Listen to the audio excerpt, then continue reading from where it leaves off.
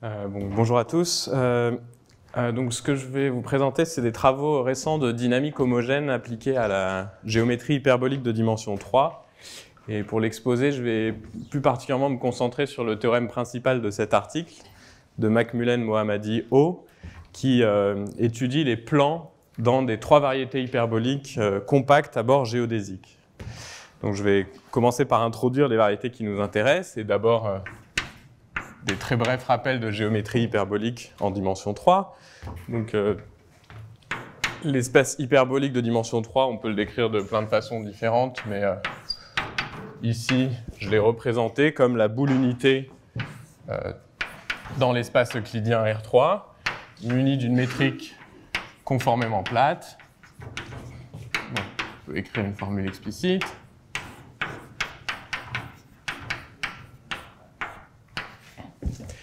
Et donc, c'est le modèle des variétés, oui, dx2 au carré. Merci. Ça commence bien. Donc, cette métrique, elle est de courbure constante négative. Et donc, il a un gros groupe d'isométrie. C'est en fait le groupe de toutes les transformations de Möbius qui préservent la boule. Donc, je vais noter G, le groupe des isométries qui préservent l'orientation de H3. Et ce groupe agit sur la sphère unité que je vois comme le bord à l'infini de l'espace hyperbolique. Et il agit par transformation conforme, ce qui permet de l'identifier au groupe des transformations conformes de la sphère de Riemann, donc PSL de C et SL de C, quotienté par plus ou moins identité. Voilà. Et dans l'espace hyperbolique, il y a des sous-variétés totalement géodésiques. En dimension 3, il y a des droites et des plans. Donc,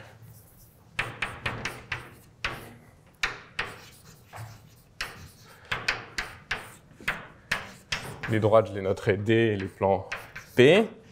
Les droites sont les segments et les arcs de cercle perpendiculaires au bord de la sphère. Et les plans sont les disques ou les portions de sphères, orthogonaux aussi au bord de l'espace hyperbolique, donc, tels que je les ai dessinés ici. En particulier, tout cercle dans la sphère à l'infini borde un unique plan géodésique, et toute paire de points dans le bord à l'infini forment les extrémités d'une unique géodésique dans l'espace hyperbolique. Donc les variétés qui vont nous intéresser, elles sont localement modelées sur cet espace hyperbolique. Et donc plus précisément, on va considérer M, une variété de dimension 3, hyperbolique, compacte, mais avec un bord. Et dans le cadre du premier article de Macmullen-Mohammadi-O, on supposera que le bord est totalement géodésique. Un bord géodésique.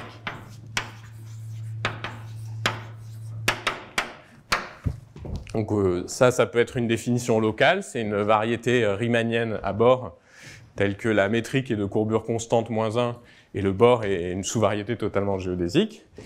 Mais on peut aussi les décrire comme des quotients de domaines convexes de l'espace hyperbolique. Donc M va toujours avoir la forme suivante, ça va être C quotienté par gamma, où C, c'est un convexe fermé de H3, convexe au sens où pour toute paire de points dans C, le segment géodésique qui les rejoint est contenu dans C.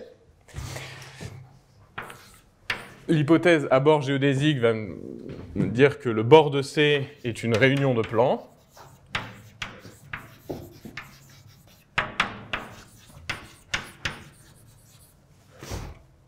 Et gamma, c'est un sous-groupe de G, discret, sans torsion, pour que le quotient soit bien une variété,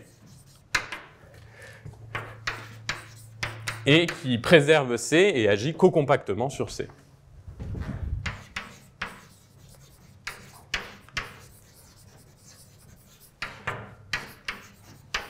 Donc gamma est un exemple de sous-groupe convexe co-compact de G, c'est-à-dire qui agit co-compactement sur un convexe.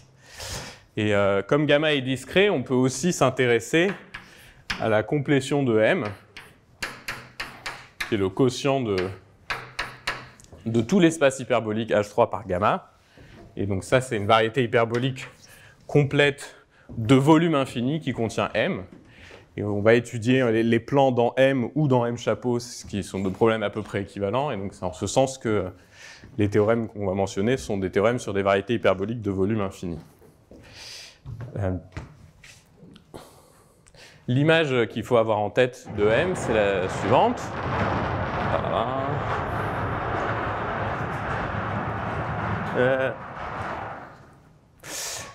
Donc d'abord, si je regarde l'action de gamma sur le bord de l'espace hyperbolique, je vois une collection comme ça de disques ouverts. La réunion forme ce qu'on appelle le domaine de discontinuité de gamma. Et le complémentaire de ce domaine de discontinuité, donc il y a une infinité de disques ouverts de plus en plus petits. Le complémentaire, c'est cet ensemble lambda gamma, qu'on appelle l'ensemble limite. Qui, dans ce cas-là, topologiquement, c'est un tapis de Sierpinski.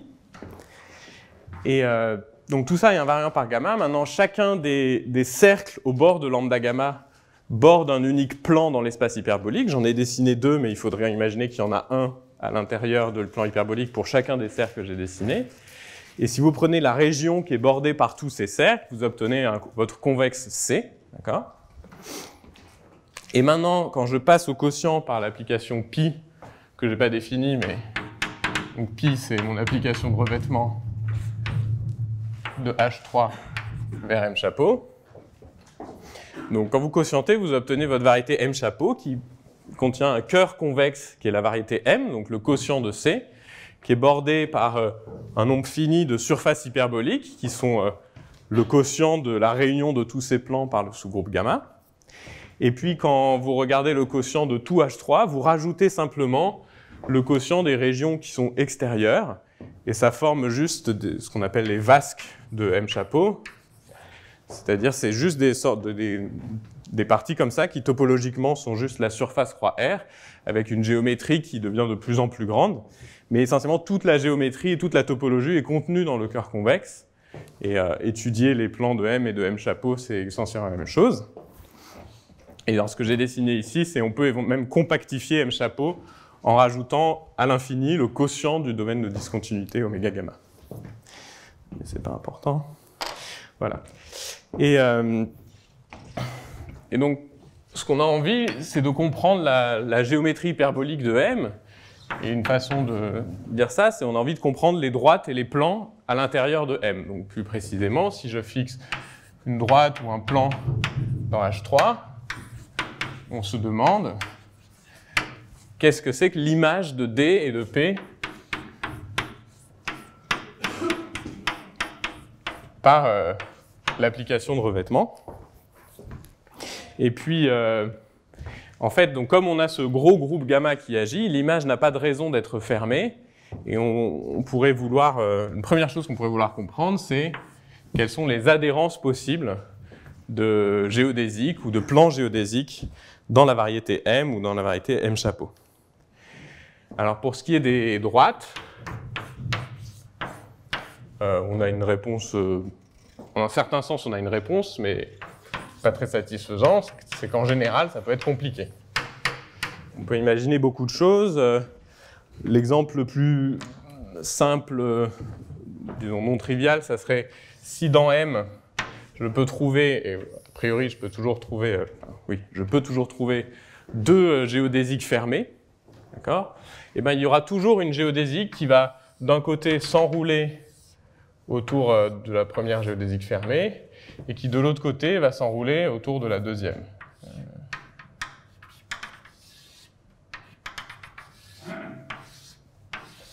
Comme ça, donc au moins, voilà, l'adhérence de cette géodésique va contenir deux nouvelles géodésiques fermées simples. À partir de ce genre de compactement, vous pouvez en imaginer de plus en plus compliqués. Et il y a même en fait aussi des familles de géodésiques fermées, enfin un ensemble fermé, feuilleté par des géodésiques, et transversalement qui a la topologie d'un ensemble de Cantor. Et la raison profonde pour ça, c'est que le flot géodésique d'une variété hyperbolique, c'est bien connu que c'est un flot d'Anosov, qui a notamment des directions contractées, des directions dilatées. et ce qui implique qu'il a une dynamique très chaotique, et je ne m'étends pas plus longtemps sur ça, mais pour ce qui est des droites, on a une dynamique très chaotique, et l'adhérence peut prendre des formes imprédictibles, disons. Et le théorème de Macmullen-Mohammadi-O que je vais présenter ici, c'est un théorème qui dit que pour ce qui est des plans géodésiques, les choses sont beaucoup plus rigides. Donc, le théorème dit la chose suivante. Je prends P, un plan de H3. Et je suppose, donc j'ai envie de regarder vraiment les plans qui intersectent le cœur convexe. Donc qui intersectent C. Alors, l'image de P dans M chapeau est soit fermée, soit dense.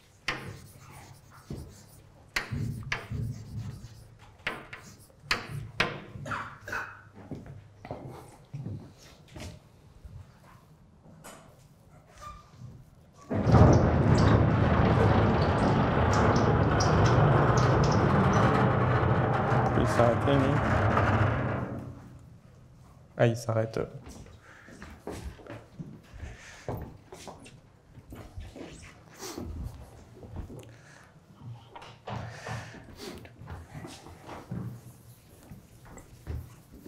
Donc je vais faire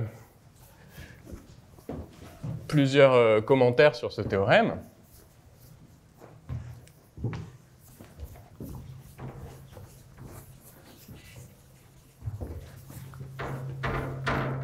D'abord, qu'est-ce que c'est qu'un plan fermé? Donc,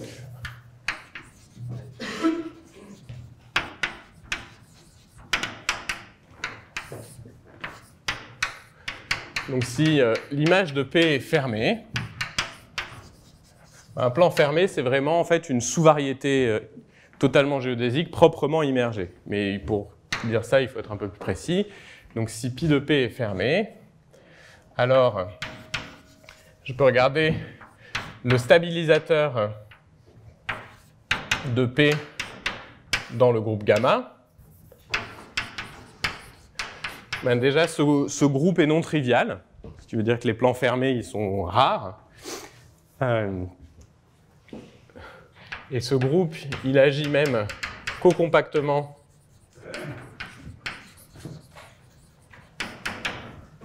sur l'intersection de P avec le cœur convexe. Et maintenant, vous avez votre application pi qui passe au quotient en une application de P modulo gamma P. Et c'est celle-là qui est une immersion. Donc immersion, c'est simplement parce que c'est totalement géodésique. Mais c'est une immersion propre. Alors...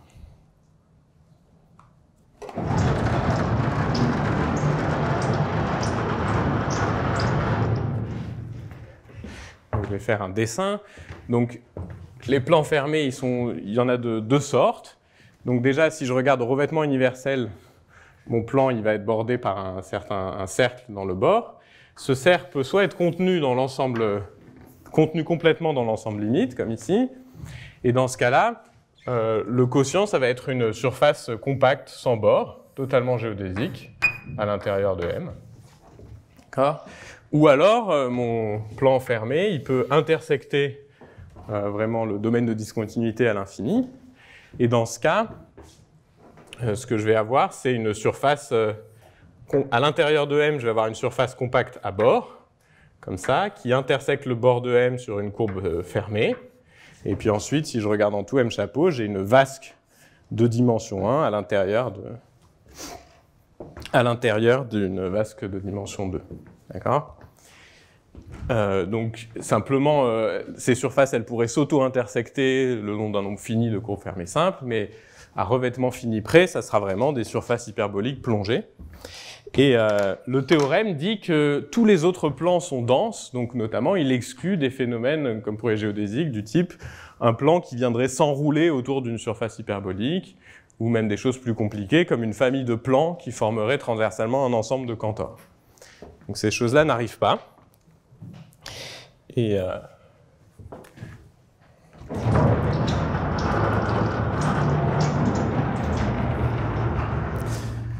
c'est la première remarque.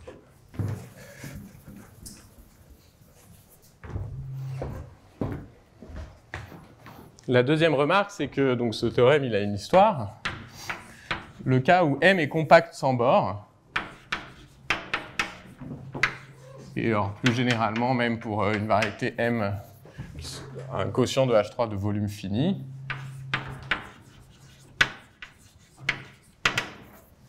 il date du début des années 90,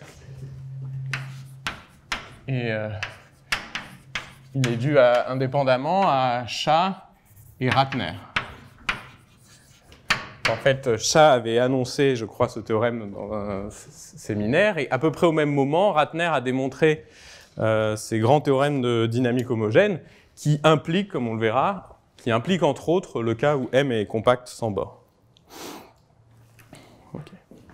Une troisième remarque, donc ce théorème ne décrit que les plans qui intersectent le cœur convexe.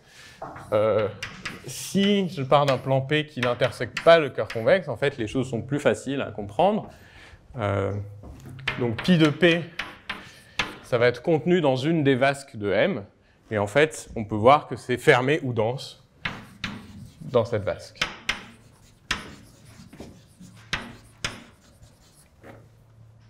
Dans une vasque. Et en fait, comme les vasques sont données essentiellement par un groupe fuchsien, par une surface hyperbolique, on se ramène en fait à de la dynamique en dimension 2 et à un plus ancien théorème de Edlund. Ok. Donc une quatrième remarque, c'est que donc, ce théorème porte sur une classe assez vaste de variétés. Vous pourriez vous dire, bon, est-ce qu'il existe beaucoup de variétés hyperboliques compactes à bord? La réponse est oui, et elle est due à Thurston. Donc Thurston nous dit que si vous partez d'une variété topologique, donc 3 variétés compactes,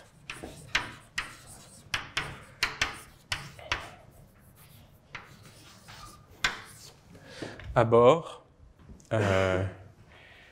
et sous une certaine hypothèse topologique que je résume ici en acylindrique. Donc c'est en fait, il y aurait plusieurs hypothèses à rajouter, dont la cylindricité, mais des hypothèses qui en un certain sens sont peu contraignantes pour la topologie. Il y a beaucoup de variétés qui vérifient ça. Alors, M possède une unique structure de variété hyperbolique à bord.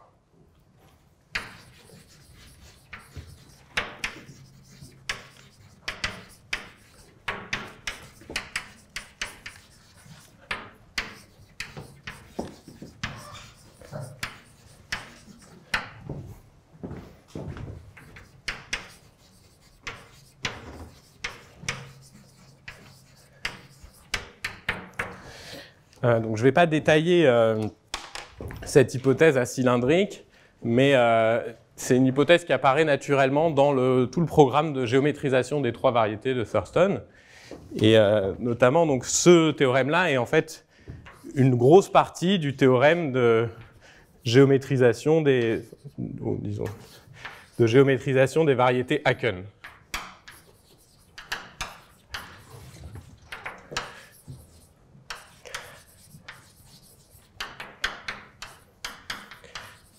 Donc, ce théorème, pareil, je ne le détaille pas, mais donc, si on prend une variété compacte de dimension 3, qui ne contient pas, qui est asphérique et atoroïdale, donc qui ne contient pas de sphère essentielle ni de tore essentiel, et on suppose qu'elle est Haken, ce qui veut dire qu'on peut la couper le long d'une surface, et bien en fait, on s'arrange pour la couper en variétés qui sont justement compactes à bord acylindriques. On uniformise ces variétés compactes à bord, d'abord par des variétés hyperboliques à bord géodésique, puis on déforme pour arriver à recoller les morceaux et hyperboliser ces variétés. Donc on peut retenir que ces variétés hyperboliques compactes à bord, géodésiques, sont les pièces de construction de toutes les variétés hyperboliques compactes en dimension 3. Et voilà. Et enfin,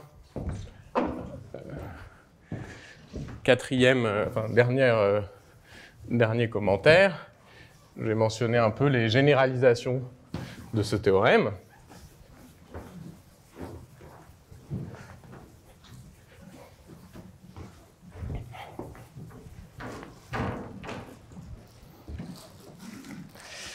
Donc,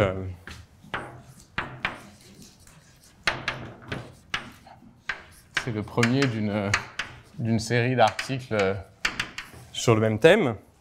Il y a un préprint récent de Li et O qui généralise le théorème en dimension supérieure.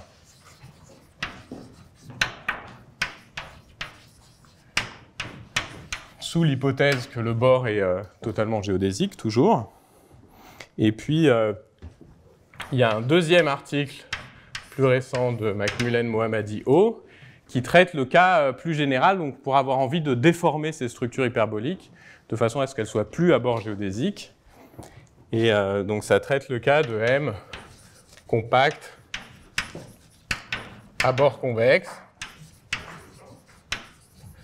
Autrement dit, ça traite une classe plus générale de sous-groupes convexes co-compacts.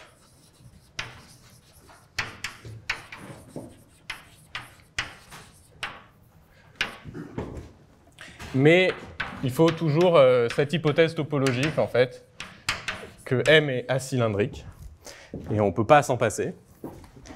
Et récemment aussi, il y a un papier de Benoît O qui remplace l'hypothèse compacte par volume fini. Donc, M de volume fini à bord convexe. Et encore acylindrique.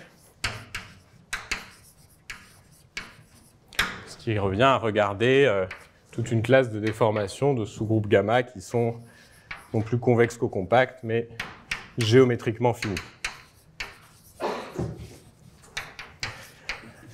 Donc les outils que je vais présenter marchent dans un cadre plus général, d'une famille plus générale de variétés hyperboliques de dimension 3, mais malgré tout, donc ces résultats-là ici sont moins complets que le théorème principal. En fait, ils décrivent uniquement l'adhérence des plans dans l'intérieur du cœur convexe. Et c'est une petite nuance qui a quand même son importance. Donc, je me focalise sur le premier résultat. Voilà.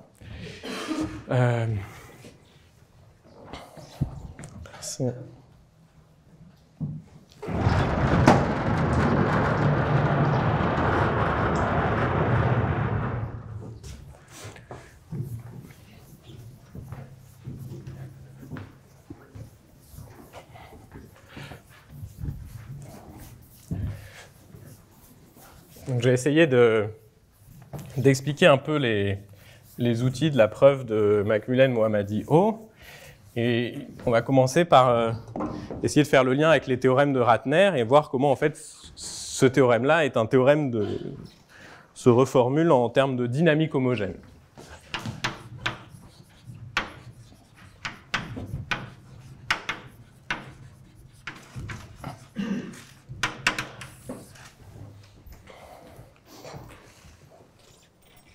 Donc je rappelle que le groupe des isométries de H3, c'est le groupe PSL2 de C. On va introduire le sous-groupe H, PSL2 de R, simplement. PSL2 de R, c'est le stabilisateur d'un certain plan dans H3, que je vais noter P0, peu importe. Et comme G agit transitivement sur l'espace des plans de H3, G mod H, vu comme espace G homogène, c'est l'espace des plans faut préciser, des plans orientés de H3.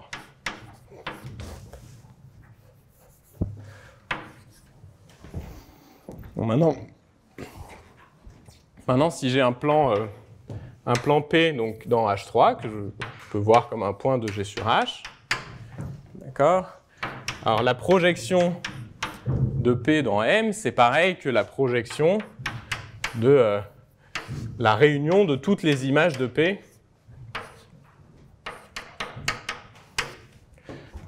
par des éléments de gamma.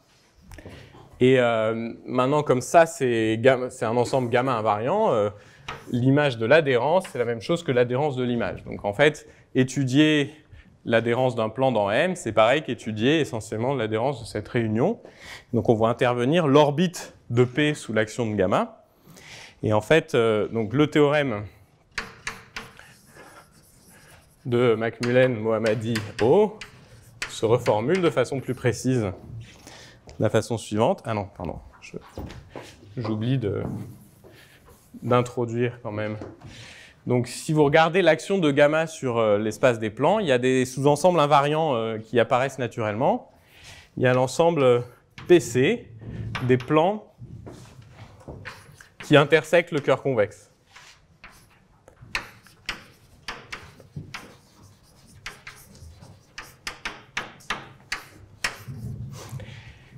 Et cet ensemble, il n'est pas fermé, mais son adhérence, c'est l'ensemble des plans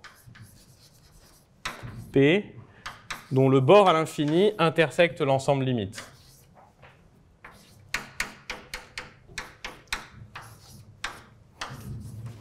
Donc ce qui se passe, c'est qu'un plan pourrait intersecter l'ensemble limite en un unique point, ici par exemple, et dans ce cas-là, il n'intersecte pas le cœur convexe, mais par contre, il est dans l'adhérence d'une famille de plans qui intersectent en au moins 2 points et qui, eux, vont vraiment intersecter le cœur convexe.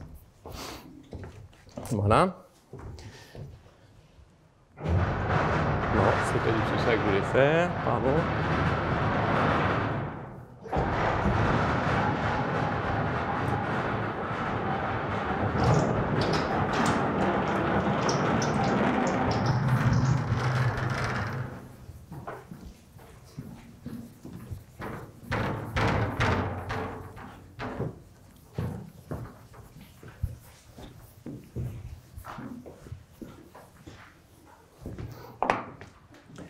Et donc le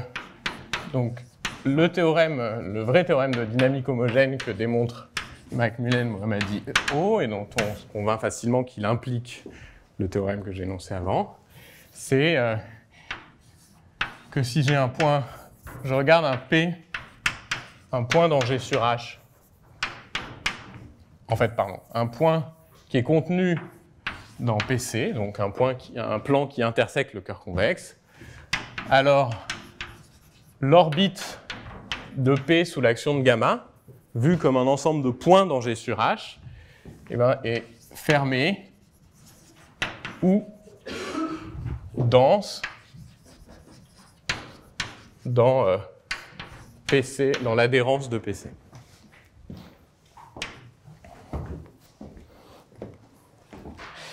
Et donc voilà, donc on s'est ramené à de la dynamique homogène, c'est-à-dire qu'on s'est ramené à étudier l'action d'un sous-groupe discret de G sur un espace homogène de G.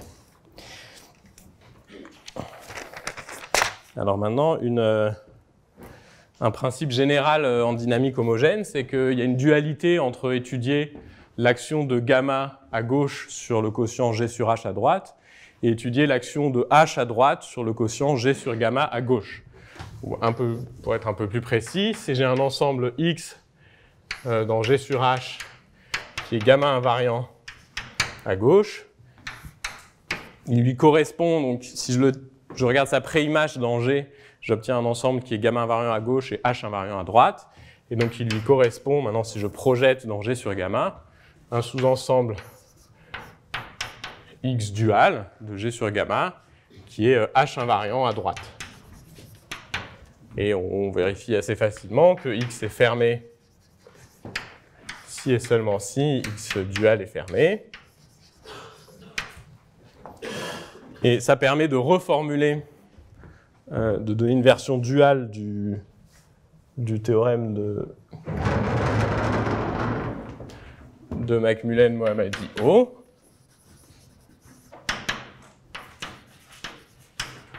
Théorème dual. C'est si je prends un point X dans l'ensemble dual de PC dans G sur gamma, alors la H orbite à droite de X dans G sur gamma est fermée ou dense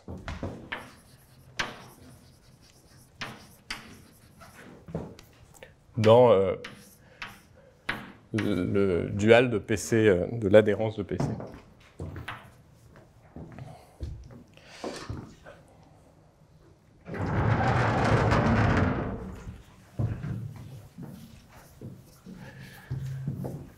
Donc ces deux théorèmes sont vraiment juste les versions duales du même résultat, mais ils donnent des points de vue très différents. Dans le premier théorème, on voit bien comment on peut exploiter les propriétés géométriques du groupe gamma.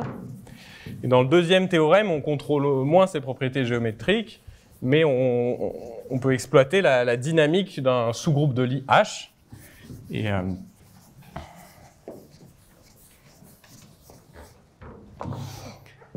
Et en particulier, donc, si le quotient G sur gamma est compact, on peut appliquer les théorèmes, les célèbres théorèmes de Ratner. Donc, je vais rappeler l'un des énoncés dans un cadre général. Donc, si j'ai G un groupe de Lie semi-simple, gamma un réseau de G, par exemple un sous-groupe discret co-compact,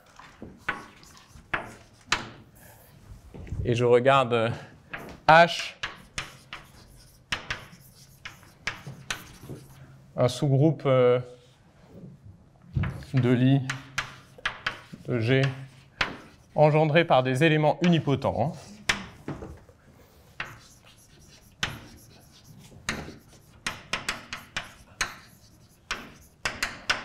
Alors toutes les adhérences d'orbite sont très géométriques dans le sens suivant. Pour tout X dans G sur gamma, il existe un groupe H' intermédiaire entre H et G, tel que l'adhérence de la H orbite de X, c'est simplement la H' orbite de X. D'accord ? Et si vous appliquez ce théorème à G égale PSL de C et H égale PSL de 2R, eh ben, vous pouvez vous convaincre qu'il n'y a essentiellement pas de groupe intermédiaire entre H et G. Et donc le théorème vous dit que dans ce théorème, H' est soit égal à H, ce qui vous dira que l'orbite est fermée, soit il est égal à G, ce qui vous dira que l'adhérence de l'orbite, c'est tout G sur gamma.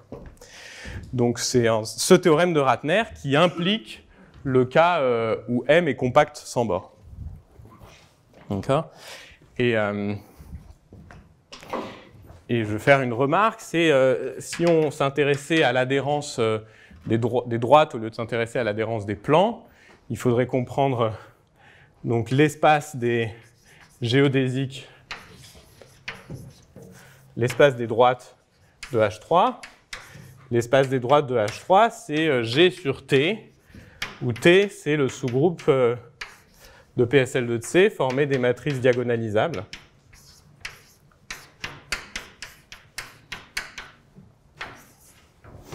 Et c'est typiquement ce genre de groupe qui ne possède pas d'éléments unipotents. Donc le théorème de Ratner ne s'applique pas à l'action de T sur G sur gamma, et c'est pour ça que la dynamique des géodésiques est qualitativement très différente de la dynamique des plans géodésiques, qui eux sont stabilisés par un groupe qui contient beaucoup d'éléments unipotents. Donc cette remarque, ça nous dit aussi que quelque part dans le théorème de Macmullen-Mohammadi-O, doit se cacher de la dynamique de sous-groupes unipotents. D'où l'intérêt de la seconde reformulation. Et donc c'est ce que je veux expliquer maintenant. C'est où intervient la dynamique des sous-groupes unipotents. Et pour ça, je vais faire une ébauche de preuve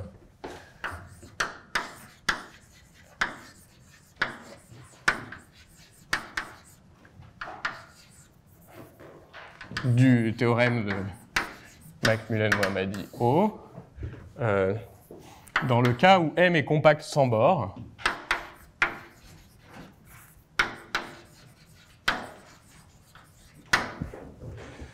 et autrement dit, dans le cas où G mod gamma est compact.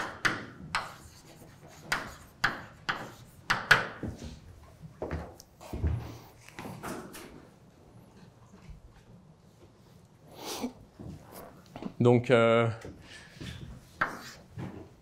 je disais, on va avoir besoin de considérer la dynamique des sous-groupes unipotents. Donc, je vais les introduire.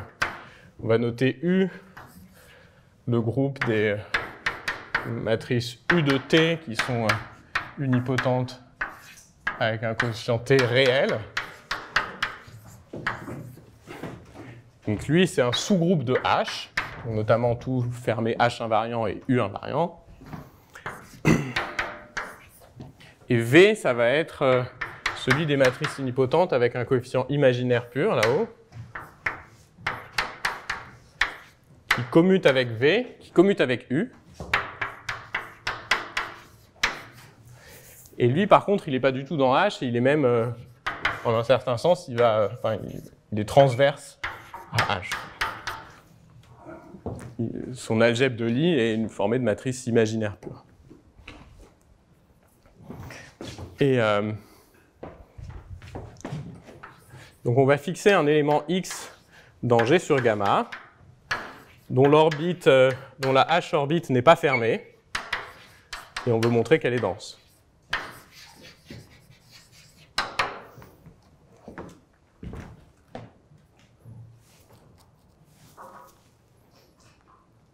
Pardon, j'ai besoin. Ouais.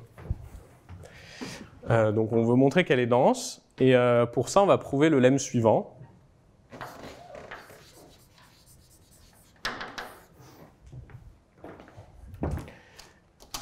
Qui dit que dans l'adhérence de X, on peut trouver un X'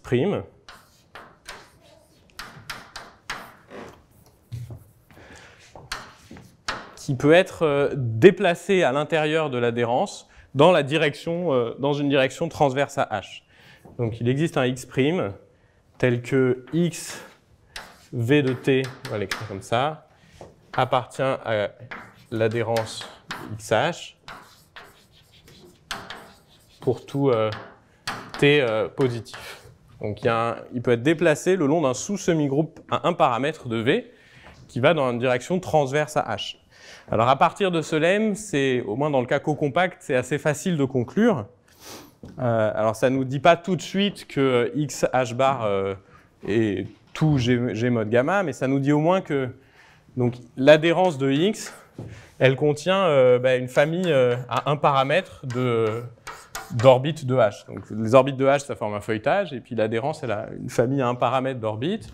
Si vous prenez le point de vue dual, ça vous dit que vous êtes parti d'un plan P dans G sur H, vous avez regardé l'adhérence de son orbite sous l'action de gamma, et cette adhérence contient une famille à un paramètre de plans, dont la réunion va au moins recouvrir va forcément recouvrir un gros ouvert de H3, et puis par gamma invariance, en fait, la réunion de tous ces plans va recouvrir H3, et même on arrive. Ah, j'ai pas fini, pardon. Non, si. Pardon. Il existe un point X' dans l'adhérence, tel que X V de T reste dans l'adhérence pour tout T positif. X', pardon. X'.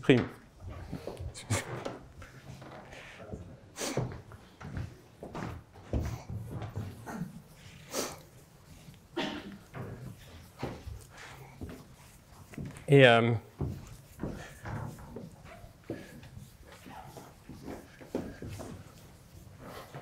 donc je vais me concentrer sur la preuve de ce lemme, c'est elle qui va utiliser la dynamique du sous-groupe U.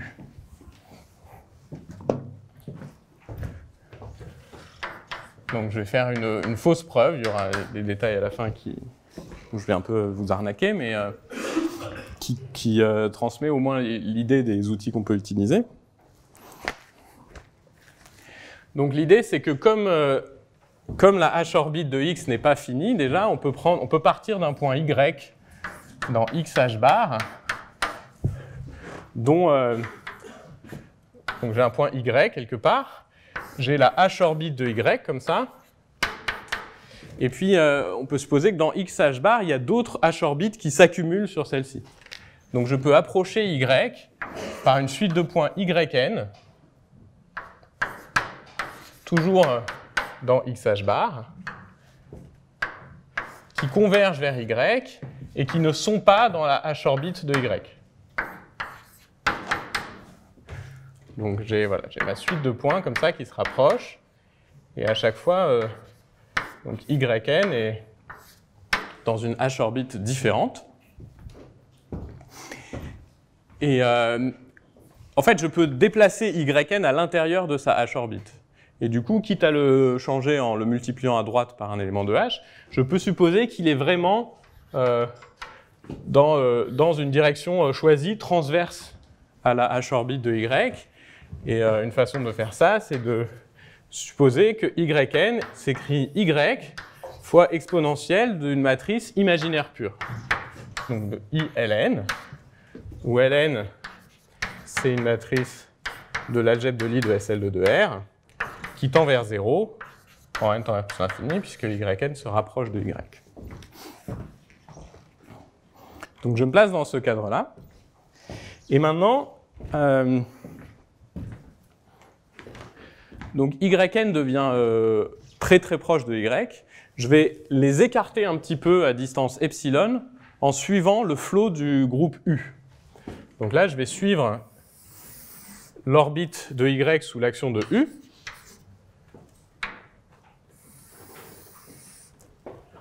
L'orbite de yn sous l'action de U. Donc je reste dans leur h orbite, je reste dans x h bar, puisque U est contenu dans h. D'accord ? Et je les suis pendant un temps. Je vais dessiner ici. Donc ici, jusqu'à arriver à un point que je vais écrire y u de tn. Et celui-là, c'est yn u de tn. Et je les écarte, je les suis jusqu'à ce qu'ils s'écartent à distance, disons, environ un petit epsilon fixé. Donc, première propriété du flot unipotent qu'on utilise ici, c'est qu'il va bien effectivement séparer ces deux orbites, d'accord ? Et donc, au bout d'un moment, les orbites vont s'écarter à distance epsilon. Et maintenant, donc, j'ai ce point yn u de tn. Je peux le réécrire comme y u de tn fois quelque chose, donc il multiplie par quelque chose de taille à peu près epsilon, d'accord ? Et ce quelque chose, c'est, donc je vais l'écrire exponentielle de i L'N. Je vous laisse vérifier que c'est juste exponentielle de i fois le conjugué de Ln par u de Tn. D'accord ? Et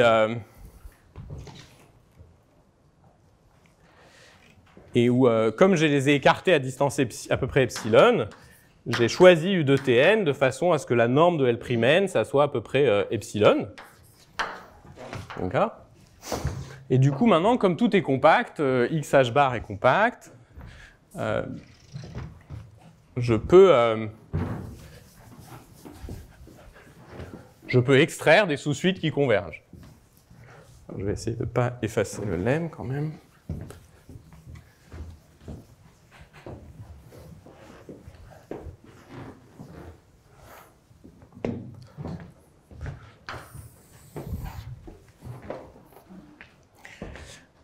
Donc j'extrais.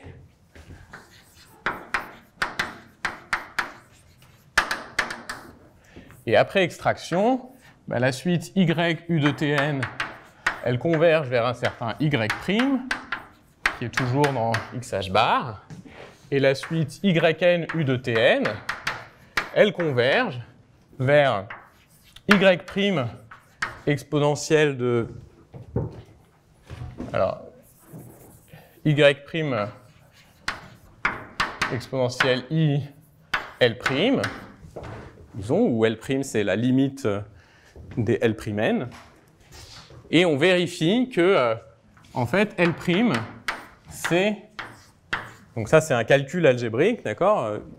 Vous écrivez le conjugué de Ln par U de Tn, et vous voyez que ça doit forcément converger vers une matrice nilpotente avec un coefficient plus ou moins epsilon là-haut. Et donc ça, c'est Y' de plus ou moins epsilon. Et puis par construction, cette suite, elle était aussi dans XH bar, et donc lui aussi appartient à XH bar. Donc c'est un début, j'ai trouvé un Y' dans XH bar, dont le translaté par un petit élément V de epsilon est toujours dans XH bar. Bon, maintenant, je recommence.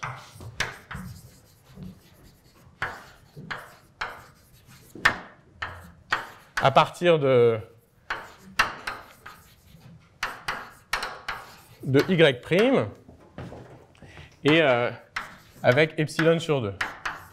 Alors, une remarque que je n'ai pas faite, qui est importante, c'est que comme V, donc je vais partir de Y' et puis je vais continuer à suivre la U-orbite de V, de Y'. Comme cet élément, il commute avec cette U-orbite, et ben ça restera vrai. Donc ici, vous avez que Y', est toujours contenu dans XH bar. Et ici, vous avez toujours que Y', V de plus ou moins epsilon, lui est toujours contenu aussi dans XH bar. Simplement en faisant commuter V et U. Donc maintenant, je recommence à partir de Y' jusqu'à écarter. Donc je prends une suite qui converge vers Y', j'écarte les orbites à distance epsilon sur 2, et éventuellement, je trouve un nouveau point Y seconde, tel que Y seconde de V epsilon sur 2 et Y seconde de V epsilon sont tous les trois contenus dans XH bar. Ces deux-là par réitération de la construction, et ce troisième simplement parce que j'ai suivi la U, enfin parce que déjà Y' et Y' de V de plus ou moins epsilon étaient contenus dans XH bar, et que ça restait vrai quand je suis la U-orbite. Et donc voilà, donc c'est à partir de là que je passe certains détails.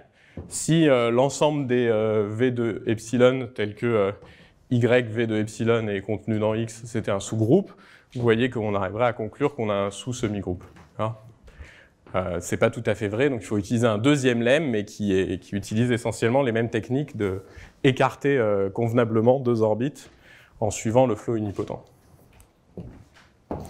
Voilà, donc j'espère que ça illustre un peu comment intervient la dynamique homogène.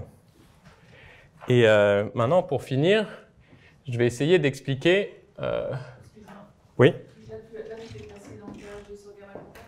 Oui, là, je suis placé dans le cas G sur gamma compact pour pouvoir extraire. Et donc tout le point maintenant, c'est comment faire marcher cette preuve.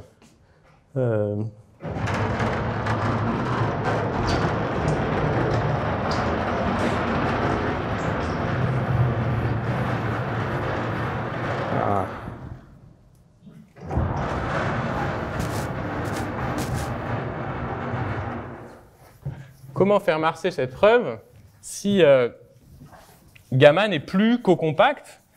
Et donc le problème, si gamma n'est plus cocompact, c'est que XH bar n'est plus compact, on ne peut plus extraire des sous-suites qui convergent. Et donc on a envie de se restreindre à un compact qui verrait toute la dynamique, mais il n'y a pas de compact, il n'y a même pas de compact invariant par le flot unipotent, et donc il faut quelque chose de plus subtil. Et c'est là qu'on va vraiment faire intervenir la géométrie de M et son lien avec la topologie de l'ensemble limite. Mais donc passons maintenant au cas général. Et donc ce qu'on a envie de trouver, c'est un fermé, un compact, qui verrait toute la dynamique en gros, et pour lequel, tel que le flot unipotent revient suffisamment souvent à l'intérieur de ce compact. Donc, pour être un peu plus précis, donc, on est dans le cas général. Maintenant, G sur gamma n'est plus compact.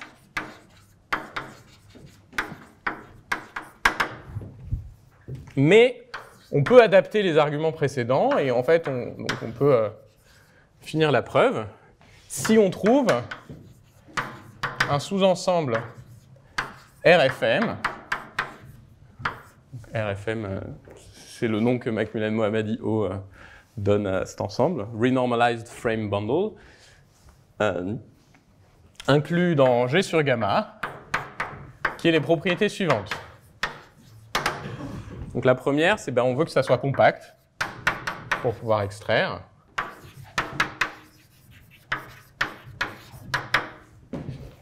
La deuxième, on veut qu'il voit toute la dynamique qui nous intéresse. Donc pour tout x dans, dans l'ensemble dual de PC, on veut que la h-orbite de x intersecte RFM. Donc on pourra regarder toutes les h-orbites qui nous intéressent en partant d'un point de RFM.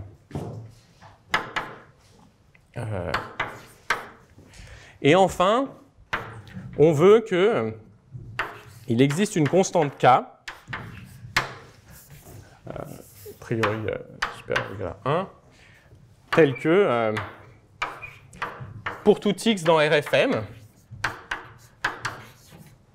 si je regarde l'ensemble des temps t tels que x u de t et revient dans RFM,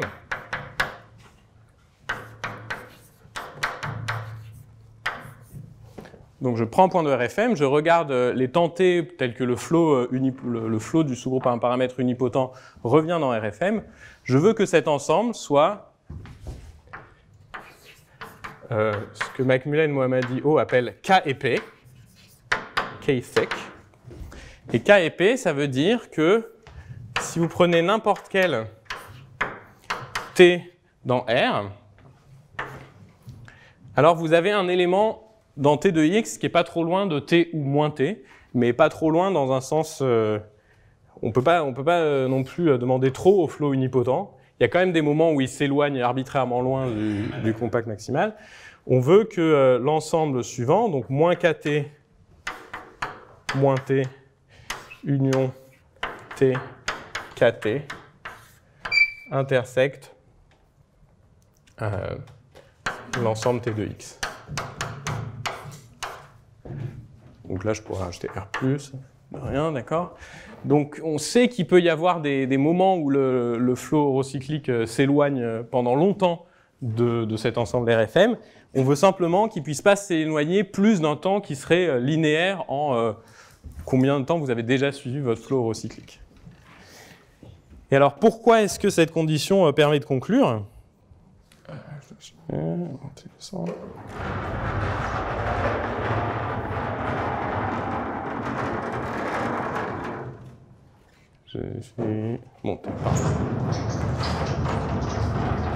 Donc maintenant, reprenons cette preuve. Donc on s'arrange pour partir d'un Y qui est contenu dans RFM. D'accord? Et avec l'hypothèse 2, ça va quand même nous permettre de voir toute la dynamique. Et puis, donc on commence, voilà, peut-être qu'on suit jusqu'à un temps, disons, T'N, jusqu'au premier temps où ces deux orbites s'écartent à distance epsilon. Le problème, c'est que ce point ici n'a aucune raison d'être dans RFM, on ne contrôle pas, il peut être très loin, et du coup, pour extraire, on veut se ramener à un point dans RFM. Et donc en fait, on va continuer à suivre encore un peu, jusqu'à retomber dans RFM. Donc là, on va arriver à un point YU de Tn,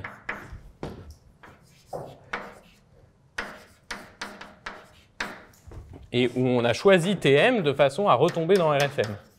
D'accord? Et la propriété de K épaisseur, elle nous dit qu'ici, on n'a pas eu à attendre un temps plus long qu'un temps linéaire en T'N. D'accord? Et on montre, en fait, une propriété du flow unipotent, que du coup, l'écart entre ces deux choses-là, ça reste, c'est proche à une constante multiplicative près de epsilon. Et ce qu'on utilise ici, d'une certaine façon, c'est vraiment le fait que la divergence des orbites est polynomiale. Donc c'est pas possible pour deux orbites de rester proches, de rester epsilon proche pendant un temps t, et puis d'un coup de s'écarter beaucoup entre le temps t et le temps kt. Donc c'est cette propriété-là qui permet quand même de contrôler, de reprendre le théorème. Donc maintenant on choisit ce tn-là, d'accord? Donc la suite Cette suite, elle reste dans le compact RFM, donc on est content, on peut extraire une sous-suite qui converge. Et là, on remplace les epsilon par des constantes fois epsilon sur 2 puissance k. Et grosso modo, la preuve fonctionne pareil. Et donc, ce qui reste à expliquer, maintenant, c'est comment trouver cet ensemble RFM. Et donc, c'est la construction de RFM qui va vraiment utiliser les hypothèses sur la variété M et qui ne fonctionne pas pour une variété convexe ou compacte en général, si je ne suppose pas acylindrique ou des choses comme ça.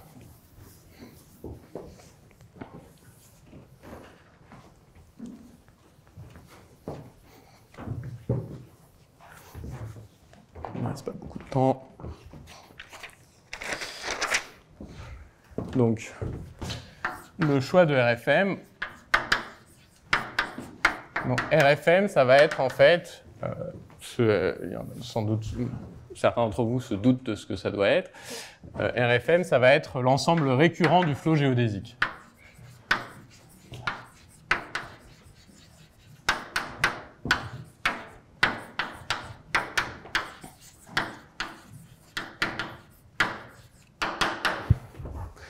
Et donc pour dire ça, il faut interpréter G sur gamma comme le fibré des repères de M. Donc je ne l'ai pas expliqué très clairement, mais le groupe G PSL de C, on peut l'identifier. Il agit simplement transitivement sur les repères orthonormés de H3. On peut le voir comme l'espace des repères orthonormés de H3. Et maintenant, quand j'ai un repère orthonormé dans H3, donc je vais le dessiner comme ça, c'est un point X, j'ai un point X, et puis j'ai un vecteur E1, un vecteur E2 qui lui est orthogonal. Je vais peut-être faire ce dessin un peu plus grand.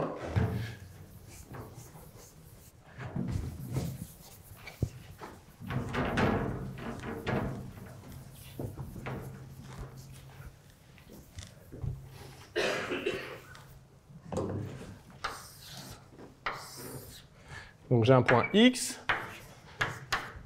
je me donne un repère orthonormé en X, je dessine que E1 et E2, je vous laisse deviner où est E3. Et donc une première chose, c'est que ce vecteur E1, il dirige une géodésique. Et cette géodésique, elle a deux points à l'infini, que je vais noter X+, X-. D'accord ? Et donc j'ai l'ensemble, je vais d'abord définir le relèvement de RFM à tout G. RFM tilde, ça sera juste l'ensemble des X E1, E2, tels que X+ et X- sont dans l'ensemble limite de gamma.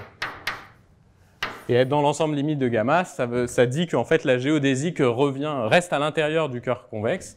Et donc c'est exactement en fait les bases dont quand on les suit le long du flot géodésique, leur orbite reste bornée. Donc on regarde cet ensemble-là, et puis il est gamma invariant, et on prend son quotient.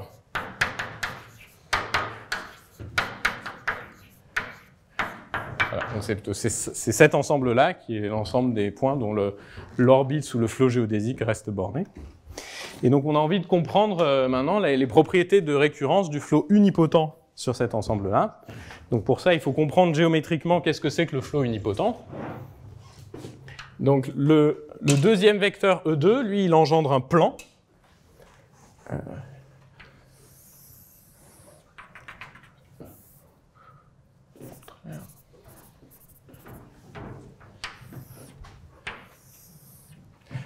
Et le flot unipotent, qu'est-ce qu'il fait ? Il déplace à l'intérieur de ce plan le long de l'orocycle tangent en X+. Donc il y a un cercle contenu dans ce plan tangent en X+, qui passe par E1, d'accord, qui est tangent à E2, et le flot orocyclique, il me déplace le long de ce cercle. Donc le point XU de t, il est ici. J'ai XU de t,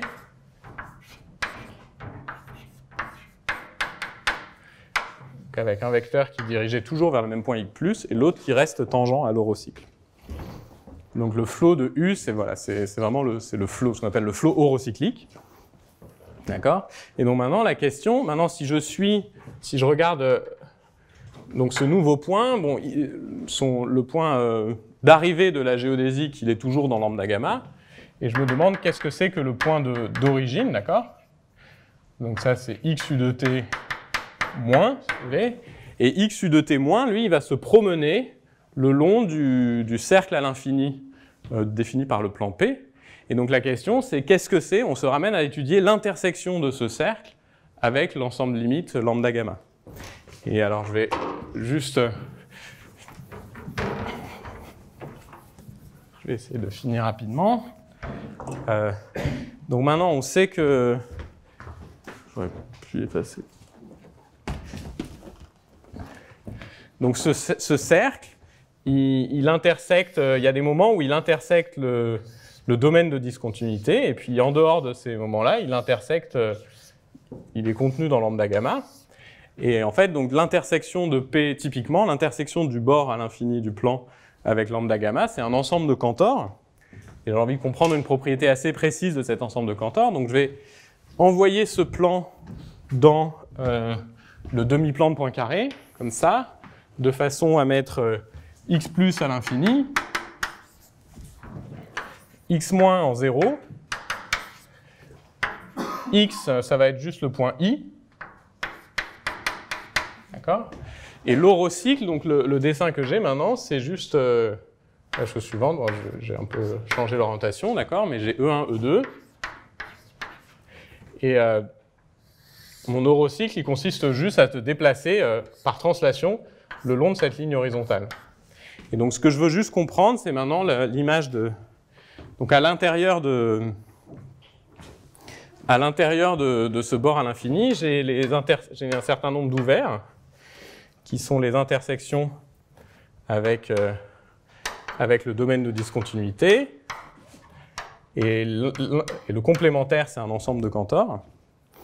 Et maintenant, ce que je dis, c'est que pour chacun de ces ouverts, j'ai une géodésique ici, à l'intérieur de H2. Je peux dessiner. Et qu'est-ce que c'est que cette géodésique? C'est juste, en fait, à chaque fois que je passais dans le domaine de discontinuité, ici, j'avais un disque, j'ai un cercle à l'infini qui bordait un disque hyperbolique. Et donc, à l'intérieur, j'ai l'intersection, en fait, c'est l'intersection de mon plan P avec le bord du cœur convexe. Donc, ces cercles ici, c'est P intersecté avec le bord du cœur convexe. Et maintenant, donc la propriété de K épaisseur, elle va venir du fait simplement que la distance entre deux telles géodésiques est toujours supérieure à une certaine constante delta. Ça vient du fait que vous avez une action cocompacte, donc la distance entre deux telles géodésiques, c'est essentiellement borné par la distance entre les différentes composantes de bord de M. Et donc c'est borné inférieurement, et ça implique que vous ne pouvez pas avoir des trop gros trous dans votre ensemble limite à l'infini. Si jamais vous avez un trou entre... Donc, si... Je vais dessiner autrement.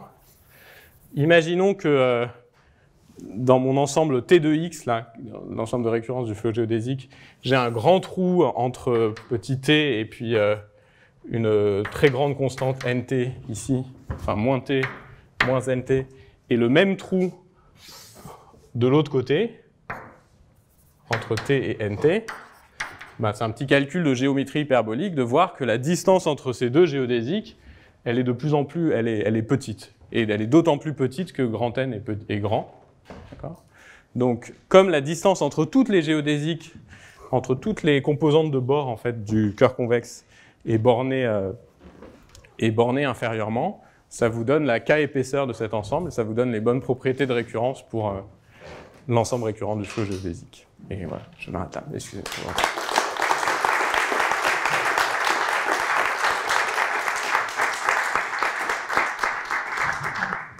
Merci beaucoup. Est-ce qu'il y a des questions?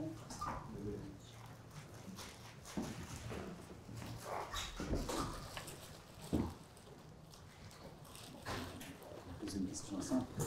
En dimension plus grande, J'imagine qu'il y a des contraintes qui viennent du fait qu'il y a plein de sous-groupes qui peuvent se... Donc en dimension plus grande, ça dépend ce qui nous intéresse. Si on s'intéresse aux hyperplans, il n'y a pas de sous-groupe intermédiaire, mais évidemment, donc, si on regarde juste des plans, par exemple, alors il faut classifier les adhérences, et alors on peut avoir par exemple une famille de plans qui serait contenue dans un 3 plans, toutes contenues dans un 3 plans, mais en gros, on va avoir des théorèmes de Ratner aussi qui vont dire que l'adhérence d'une sous-variété totalement géodésique de dimension k, ça va être une sous-variété totalement géodésique de dimension supérieure. Le phénomène qui arrive pour la géodésie de dimension à partir de la dimension 2, l'espace des plans, ça va être un G sur H, avec H qui est semi-simple et engendré par des unipotents. Donc on va voir. Oui.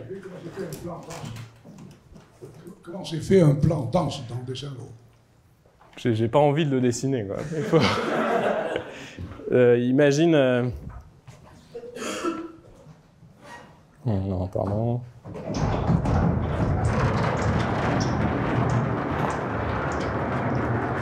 Donc j'ai pris un plan qui est bordé par... J'ai pris un plan complètement au hasard dans le bord de mon groupe. Donc il est bordé par un cercle comme ça. Je prends toutes ces images par gamma, et puis en fait, il n'y a aucune raison que... Donc ça va commencer à s'accumuler n'importe où. Hein. D'accord. Et puis si tu veux y penser dans le quotient... C'est bien. Non, et dans le quotient, ce qui se passe, c'est qu'au début, si je me donne un point, je me donne un petit disque hyperbolique autour de ce point. Au début, ce disque est plongé, mais en fait, quand je le grandis, il finit par revenir à l'intérieur de la surface et se replier sur lui-même, et au final, il finit par recouvrir, par passer partout. C'est un peu dur à dessiner. Est-ce qu'il y a d'autres questions? Non, mais sinon, merci encore Nicolas.